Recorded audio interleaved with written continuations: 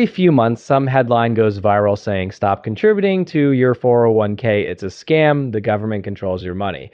And honestly, most of that is nonsense. But here's the thing. There are real, legitimate, and financially smart reasons to stop contributing to your traditional 401k, or at least direct those dollars somewhere else. Not because of fear, not because of clickbait, but because of math. You don't want to be asking, should I avoid my 401k? Rather, the real question you want to ask is, given my current tax bracket, future tax bracket, savings rate, and retirement strategy, where should my next dollar go? Sometimes the answer is the traditional 401k. Sometimes it's a Roth, sometimes it's a brokerage, sometimes it's debt repayment. The key goal is to be intentional with your dollars. What's up? It's your Mr. Brother. Here's the problem with the internet. Big scary headlines get clicks, but the nuance doesn't. Many of those 60-second clips claim the 401k locks up your money, the government will take it, it's a trap, a scam. But here's the truth. The 401k is one of the most powerful wealth building tools we have for retirement. According to Fidelity, which manages over 45 million retirement accounts, more Americans have become millionaires through use of their employer-sponsored 401k plan than any other account type. They now report over 400 millionaires, and that number has grown consistently for over a decade, even through market volatility. For millions of Americans, the 401k isn't just their savings, it is their retirement plan. But even a great tool can become the wrong tool if used at the wrong time or for the wrong purposes.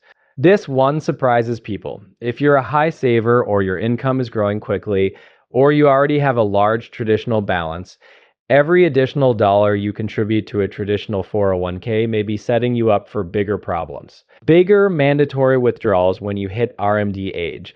RMDs being required minimum distributions, the point at which the government says you have to take a specified amount out of your account. Typically, it hits at the age of 73, but soon it will be increasing to the age of 75. Higher tax brackets in your 60s and 70s, more of your Social Security being taxed, higher Medicare IRMA surcharges, less room for Roth conversions. Morningstar and Vanguard say that high savers often face higher taxes in retirement, and here's why.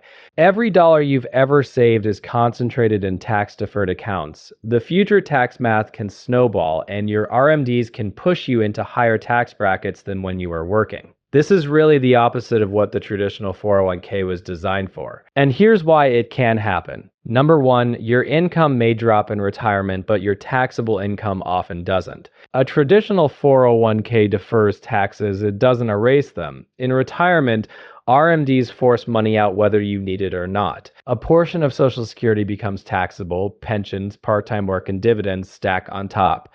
For high savers, RMDs alone can push them into higher tax brackets than the brackets they were in during their working years. Morningstar's analysis repeatedly shows that retirees with 1 to 3 million in tax-deferred accounts often face higher lifetime tax bills than if they'd used more Roth earlier. And yes, the number of retirees with 1 million or more in tax-deferred accounts is small across the general population, but it's far more common across high savers who are consistent throughout the course of their entire working career. Number two, your account keeps growing even while you're withdrawing.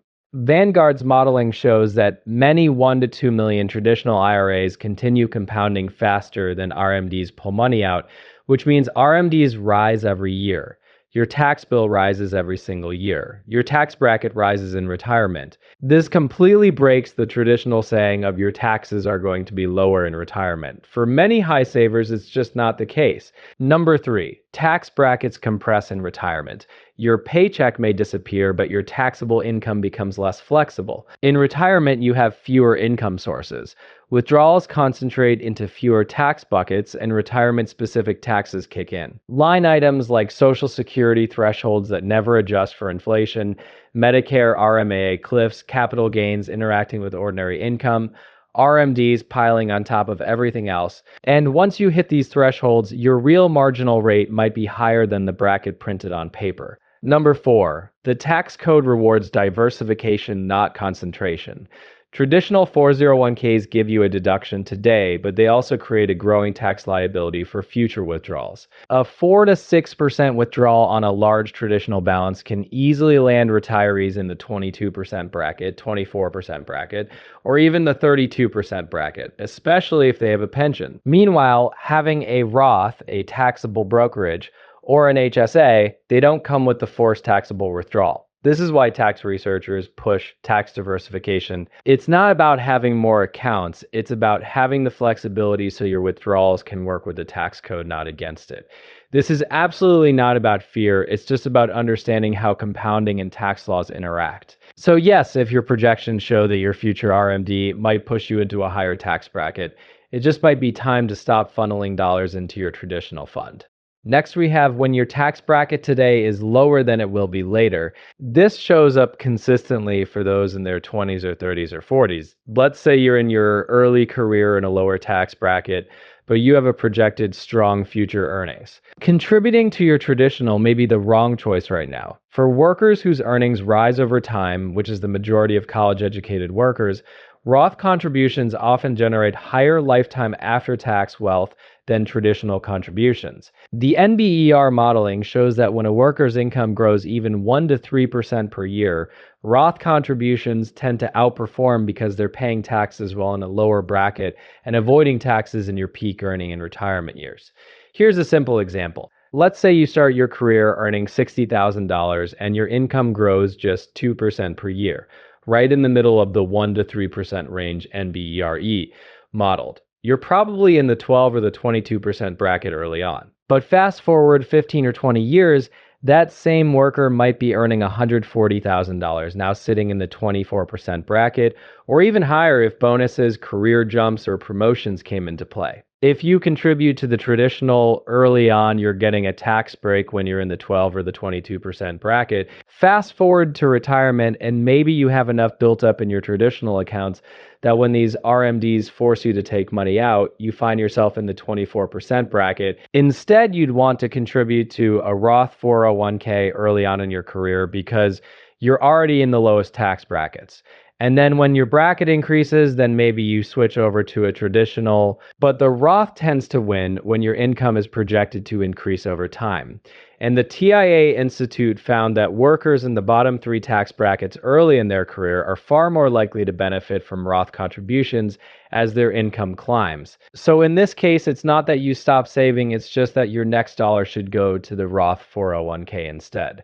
Perhaps you need liquidity more than you need tax deferral. This is the part the internet never talks about because it's not dramatic, but it is real life planning. If you don't have an emergency fund, are saving for a home, carry high interest debt, need a financial cushion, or you're living close to the edge every single month, locking that money in a 401k isn't the smartest move right now. Yes, of course, if your employer offers a match, you should contribute up to the match because that's either a 100% or a 50% automatic return depending on how your plan is structured. This is one of the biggest financial opportunities that people ever get.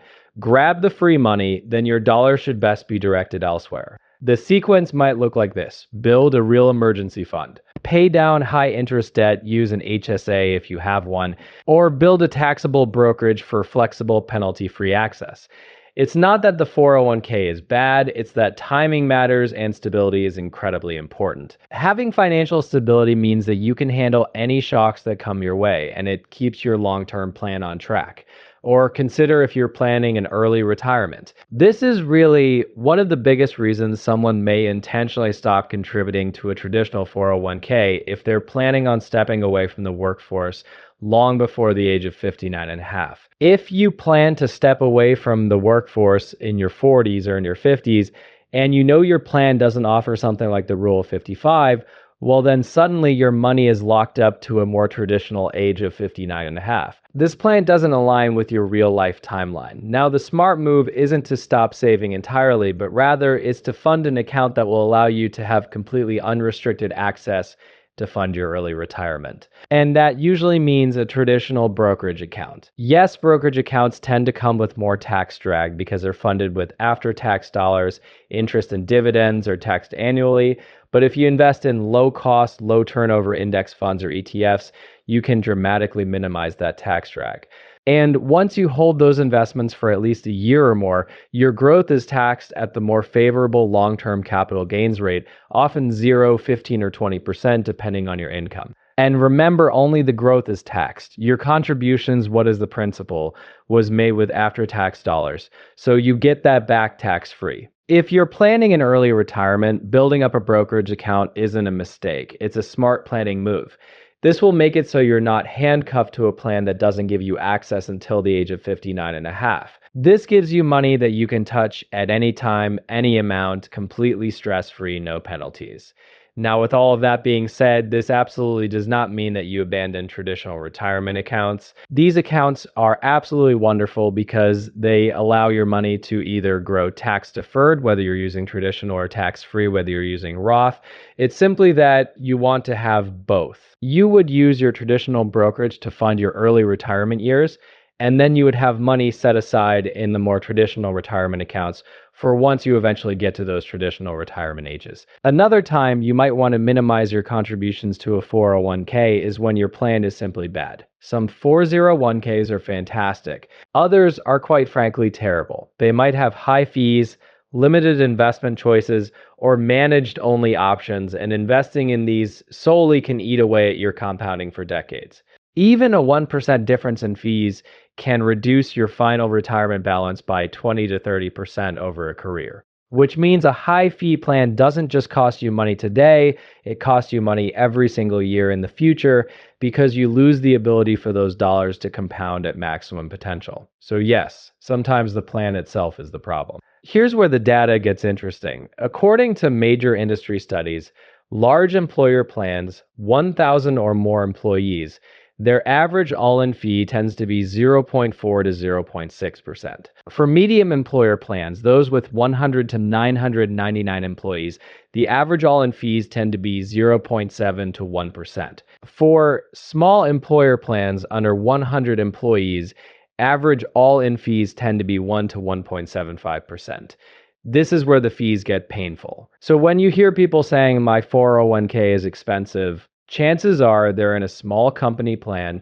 These tend to be the plans with the fewest options and the highest expenses. Which fees should you look out for? Here are the big culprits, the ones that quietly eat into your returns. Number one, high fund expense ratios. These come straight out of your investment returns. A good index fund might be 0.02 to 0.1%.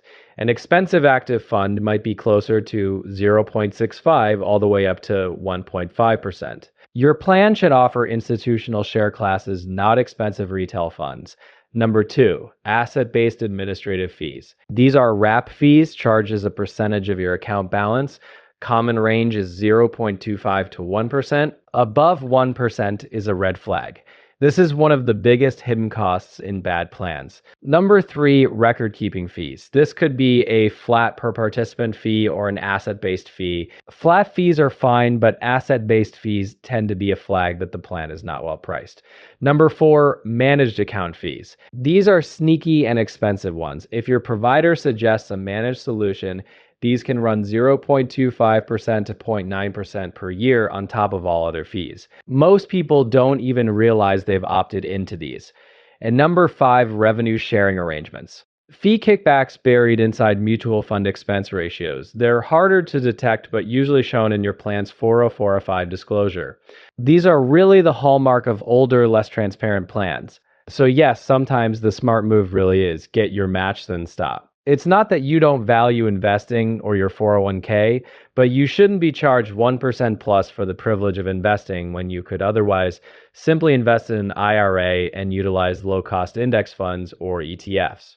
When fees cross a certain threshold, every additional dollar you put into the plan is being taxed by the plan, not the IRS. Another reason you may not want to contribute to your 401k is when Roth conversions are a part of the strategy. For high savers, this is huge. If you know you're going to be doing Roth conversions in the future, maybe you know you'll take a sabbatical and you'll have a few low-income years or the years before RMDs kick in, maybe you want less dollars going into your traditional right now. Why? Because it can be inefficient to shuffle dollars into your traditional, avoid paying taxes today, only to later have to convert a larger amount and pay taxes then. So, if Roth conversions are part of your long term plan, it often makes sense to start shifting some of your contributions to Roth now, not just for tax free growth, but to reduce how much you'll have to convert later. In other words, you're building tax diversification today, you're slowing the growth of your traditional balance, which keeps RMDs manageable, and you're giving your future self more room to convert at lower tax rates.